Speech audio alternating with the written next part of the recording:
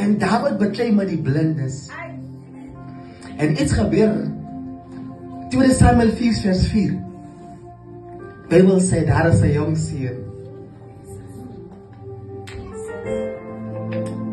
Ons ken hy verhaal. Hy was 5 jaar oud gewees.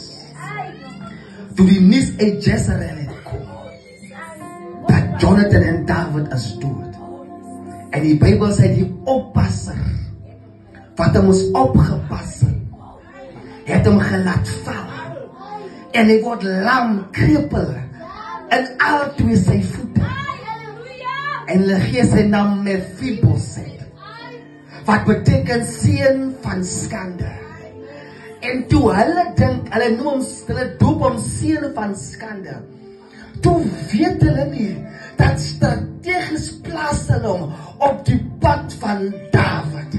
Because daar is 'n geveeg van David, gebekleed met die krepel.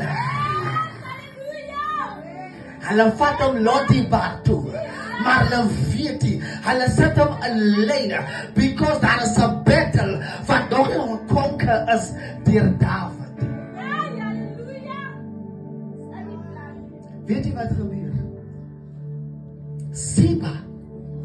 Toe Siba hoor dat daar moet guns bewys word aan Mephibosheth. Hy bring die ding op en hy sê hy is krepel, maar hy weet nie, die is 'n battle wat David moet konker. En daar is Barsebas in ons lewe in. Hulle wil jy die ding wat jou op 'n grootjie op jou pad gebring het, jy moet hom konker. En daar is sekere mense, die ding wat jy moet actually konker, hy empowered it. En wat maak die duiwel? Die duiwel sit mense op ons pad. Hy weet jy die swakheid wat jy eintlik moet wen. Maar wat maak die duiwel? Hy sit iemand op jou pad om die swakheid te versterk.